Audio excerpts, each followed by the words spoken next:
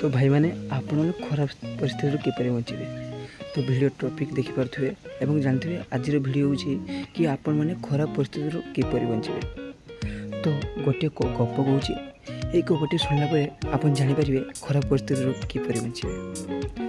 गपटी हूँ गोटे जंगल में गोटे सिंह और तार दुईज पिला रोते।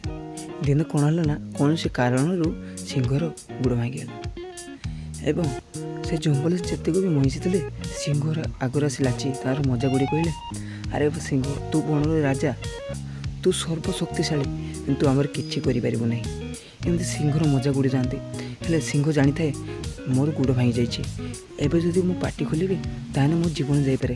हेले सिंहर दुईज छोट पिला रागी जाती और बापा को कहती, बापा से मैंने एत गाड़ी कर तुम्हें कौन पर रागुन। तो बापा कहती, अरे बापा एबे आम परिस्थिति खराब तो एबे आमको चुप रहा पड़ो। हेले छोट पिला मैंने सब किसी बुझीपार ना। तापर कौन है ना दिने सिंहर गुड़ भल हो जाए। ये कथा भाई कहीं भी जानी ना।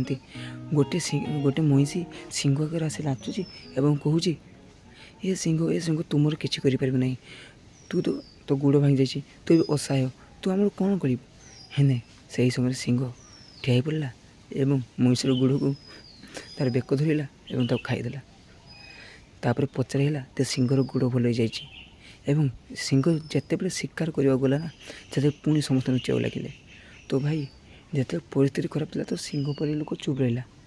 तो आम कौन पर चुप रह। तो खराब परिस्थिति आम सदा चुप रहा चेष्टा करवा जहाँफल आम खराब स्थिति मुक्ति पार।